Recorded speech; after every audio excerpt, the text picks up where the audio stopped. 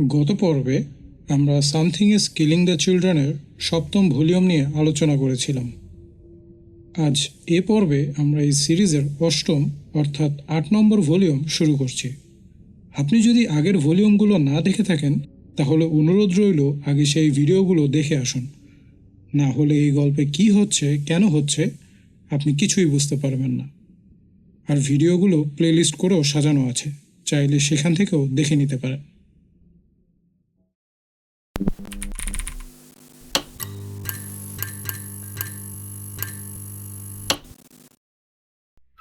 আমরা দেখতে পাই হসপিটালের বেড থেকে জেমস ঘুম থেকে উঠছে।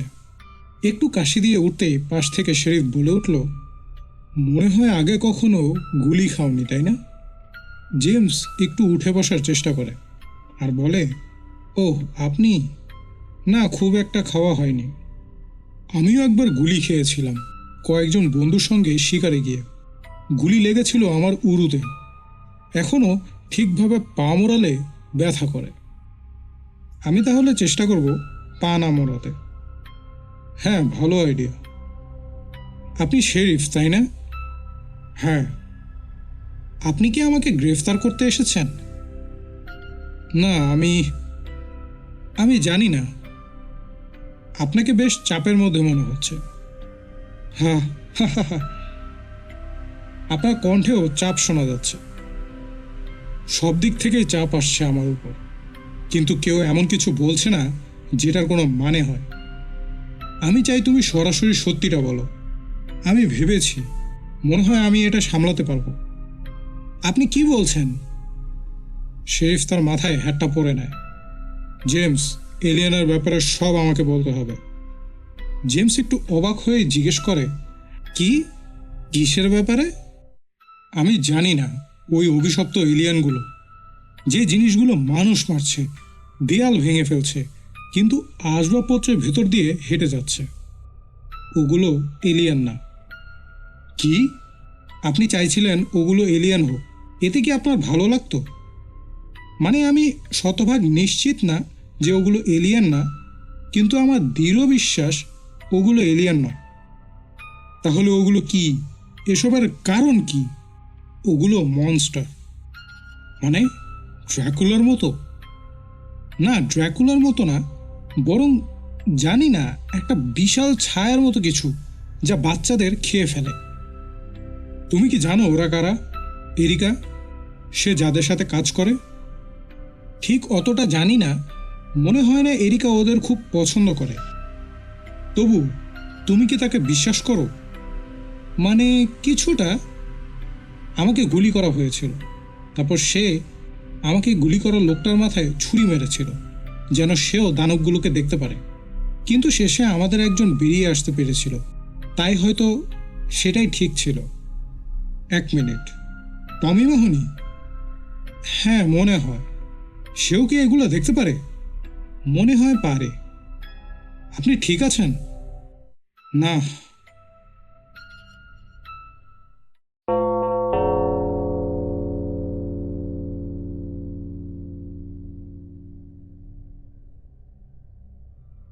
পরের দৃশ্যে আমরা দেখতে পাই স্টেশনের ডেস্কে বসে কাজ করছে মিস গেইল, আর সেখানে পাশে মেঝেতে বিয়ান বসে বসে ছবি আঁকছে। হঠাৎই সে মাথা তুলে একটা প্রশ্ন ছুড়ে দেয়, তুমি কি কখনো মৃত মানুষ দেখেছ? হ্যাঁ, দেখেছি। ওটা কি ভয়ানক ছিল? আমার বাবা যখন চলে গেলেন তখন আমি সেখানে ছিলাম, আর পরিস্থিতি মোটেও ভয়ঙ্কর ছিল না। তিনি খুব যন্ত্রণায় ভুগেছিলেন, আর তারপর তিনি শেষ নিঃশ্বাস ত্যাগ করেন। তারপর থেকে আমি জেনেছি যে সে স্বর্গে থেকে আমার দিকে তাকিয়ে আছে। শুনতে তো ভালোই লাগছে। কোনো কিছু কি তাকে খেতে চেয়েছিল? আমি আমি দুঃখিত সোনা। এরপরেই সেখানে এরিকা আর অ্যারন চলে আসে।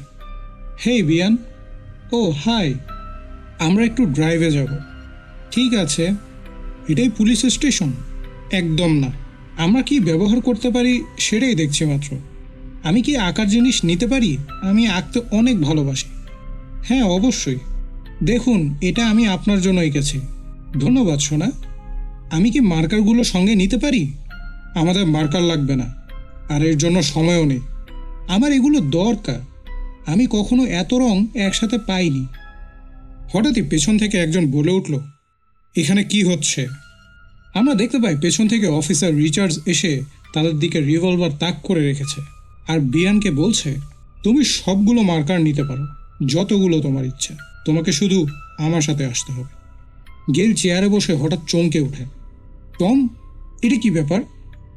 বিয়ান, আমি চাই তুমি এখানে এগিয়ে এসো।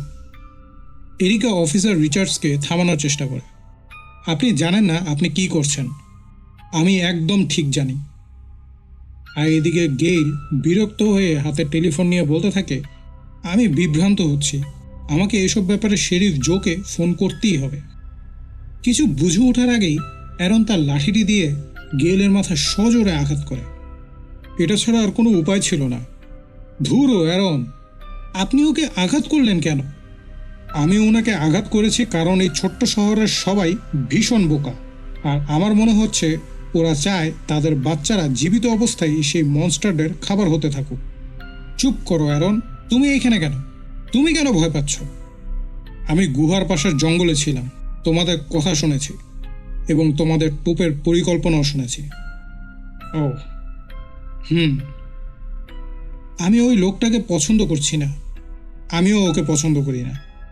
বিয়ান এরিকার দিকে তাকিয়ে বলে, আমি বুঝতে পারছি না কি করা উচিত। বিয়ান, মনে আছে তুমি ঠান্ডায় কাঁপছিলে? আমি গাড়ির হিটার চালু করেছিলাম। আমি তোমাকে জঙ্গল থেকে সরিয়ে নিরাপদ জায়গায় এনেছিলাম। আর এই লোকগুলো চায় তুমি আবার খারাপ জিনিসগুলো দেখো। ওরা তোমাকে বিপদে ফেলে দিতে চায়, যেন ওগুলো মেরে ফেলতে পারে। বিয়ান এরিকাকে জিজ্ঞেস করলো, তোমরা কি বাচ্চাদের আঘাত করবে? বিয়ান, তিনি এগুলো বোঝেন না। আমি কথা দিচ্ছি তোমার কিচ্ছু হতে দেব না। কাউন্টি হাসপাতালে গুলিতে আহত যে ছেলেটা আছে ওকেও এটা বলো। তোমরা বাচ্চাদের আঘাত করবে? ওরা তো শুধু বাচ্চা, ওরা জানেই না যে ওরা খারাপ। আরে এইসব আর কত, বলে দৌড়ে আসে অ্যারন, আর এরিকা এক ঘুষিতে তাকে মাটিতে ফেলে দেয়। আর বিয়ানকে বলে, দুঃখিত, ও একটা বজ্জাত লোক, আমি তোমাকে ওকে নিয়ে যেতে দিব না। আমি জানি, ঠিক আছে, ওকে নিরাপদে রাখবেন, ওকে জঙ্গল থেকে দূরে রাখবেন, ঠিক আছে? আর স্কুলের কাছেও না, আর এমন কোনো জায়গাও না যেমন আপনার বাড়ি। তুমি আমাদের যেতে দিচ্ছ? দেখুন, আপনি বোকামি করছেন, কিন্তু সঠিক কারণেই বোকামি করছেন। যদি ওকে নিরাপদে রাখতে চান তাহলে সত্যি নিরাপদে রাখবেন, আর এখন এখান থেকে চলে যান। এরিকা তাদের বিদায় দিয়ে দেয়, আর পেছনে ফিরে দেখে সব যেন অগোছালো। ধুর। এরপর আমরা দেখতে পাই স্কুলের ওইখানে অফিসার টিম ভিড়ের সামনে দাঁড়িয়ে পরিস্থিতি নিয়ন্ত্রণের চেষ্টা করছেন। ঠিক আছে সবাই, আমরা যতটা সম্ভব শান্তভাবে শৃঙ্খলার সাথে এটা করার চেষ্টা করব। আপনারা এখানে প্রিন্সিপাল কলিন্সের সাথে কথা বলবেন। প্রিন্সিপালকে দেখিয়ে তিনি নিখোঁজ শিশুদের তালিকার সঙ্গে আপনার নাম মিলিয়ে দেখবেন। তারপর আপনাকে ভেতরে নিয়ে যাওয়া হবে মৃতদেহ শনাক্ত করার জন্য। আমি মিথ্যা বলবো না, আজ দিনটা সবার জন্যই খুব কঠিন হবে। আমরা সবাই আমাদের সর্বোচ্চটা দিচ্ছি, তাই চলুন অন্তত একটু একসাথে থাকার চেষ্টা করি। আমি জানি উনি ভয় পাচ্ছেন, আপনারা হয়তো তাকে দোষ দিয়ে ছিঁড়ে ফেলবেন, কিন্তু সে ভালো মানুষ। আজ উনি না থাকলে আজ আমরা এটা হয়তো কোনো সুপার শপের পার্কিং লটে করতাম। টিম প্রিন্সিপালের দিকে তাকিয়ে বলল, এই নিন, আপনার জন্য সব প্রস্তুত। ধন্যবাদ। কোনো সমস্যা নেই। প্রিন্সিপাল নিজেকে একটু সামলে, অ্যালিসা ডিনার পরিবার কি দয়া করে সামনে আসবেন?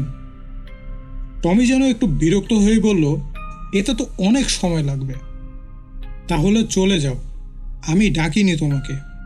মম, আমি এখানে দাঁড়িয়ে তোমার কথায় সিদ্ধান্ত বদলাবো না।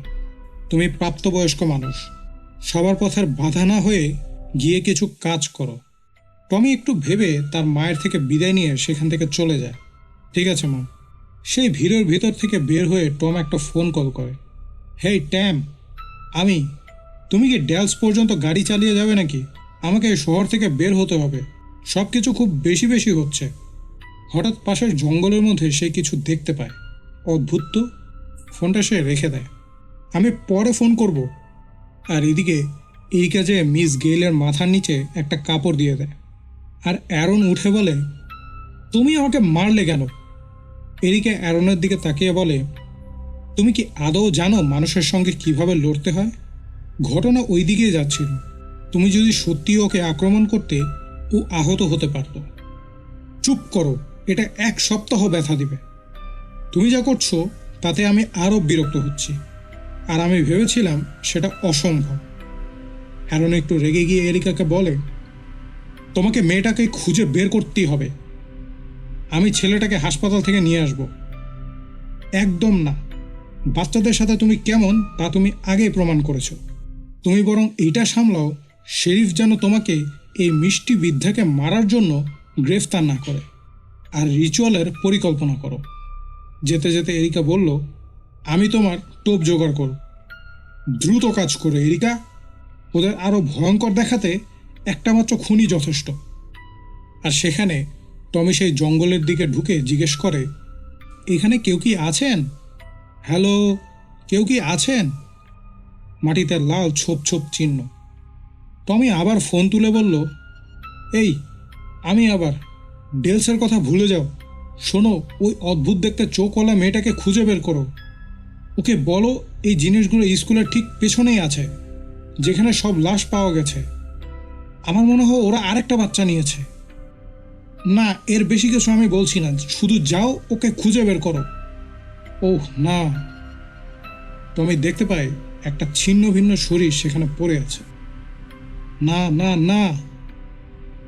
আর হঠাৎ করেই আশপাশ থেকে সে মনস্টারগুলো এসে টমিকে ঘিরে ফেলে। তো আজ এখানেই শেষ হচ্ছে সামথিং ইজ কিলিং দ্য চিলড্রেনের 8ম পর্ব। এরপর তাদের সাথে ঠিক কী হলো আমরা এর পরবর্তী পর্বে জানতে পারবো। আশা করি এই উপস্থাপনাটিও আপনাদের ভালো লেগেছে। খুব শীঘ্রই ফিরছি পরবর্তী পর্ব নিয়ে। সে পর্যন্ত সাথেই থাকুন। ধন্যবাদ।